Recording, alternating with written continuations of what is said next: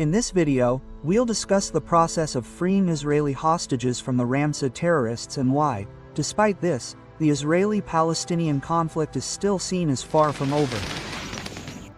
According to Qatari Prime Minister Sheikh Mohammed bin Abdullah Al Thani, one of the central architects of the peace agreement between Israel and Hamas, mediators chose to separate the agendas, prioritizing the immediate end of hostilities and the exchange of hostages for prisoners, leaving the much more complex discussions about the Hamas arsenal and how Gaza will be administered post-war for a much later stage.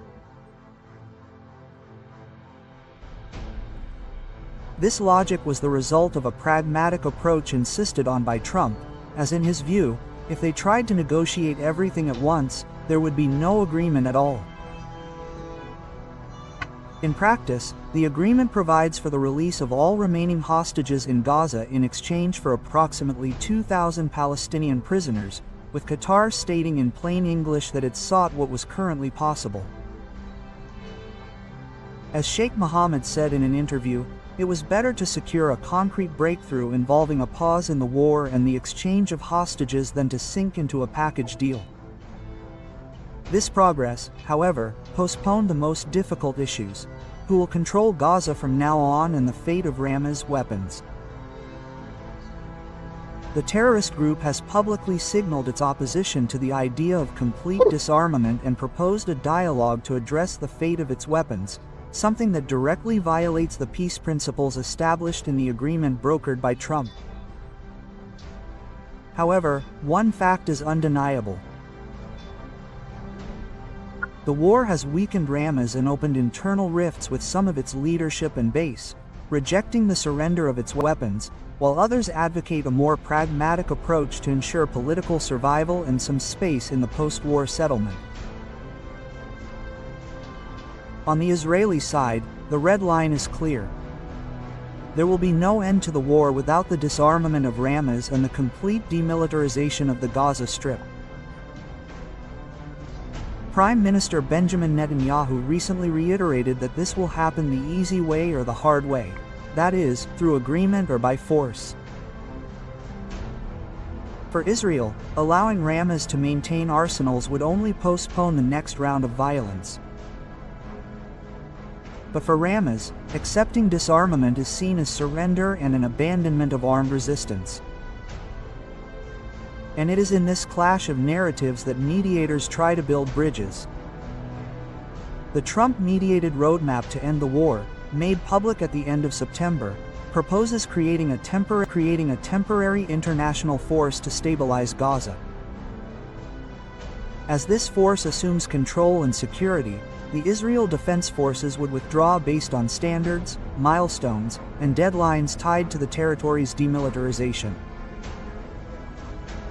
The plan also calls for training Palestinian police and securing the borders, but analysts point to gaps, such as how to prove that Hamas's weapons and military capabilities have actually been neutralized.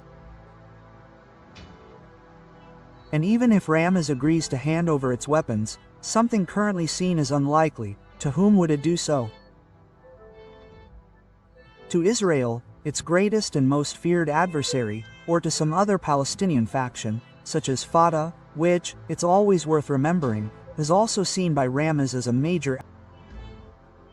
It's unclear when talks will begin on outstanding issues such as disarmament, Gaza governance, and the Israeli withdrawal timetable. Meanwhile, the ceasefire and the hostage exchange act as an immediate relief, but also a window of opportunity. Either progress is made now with security and verification, or the window closes. Arab mediators privately maintain that Hamas could accept certain limitations on its offensive capabilities if there are clear guarantees that Israel will not resume the war after the hostages are released and the stabilization force is deployed. However, it's important to remember that these are unofficial conjectures that clash with the terrorist group's public statements and attitudes. In fact, as was evident this October 12, one day before the Israeli hostages were released, Hamas was already waging war against other Palestinian factions and clans on the streets of Gaza, fighting for full control of the region, demonstrating that the terrorist group does not want to lose power and influence in this new phase of negotiations. But they know that if they lay down their weapons and agree to fully disarm, as Trump's plan dictates, they will lose their ability to care about other clans.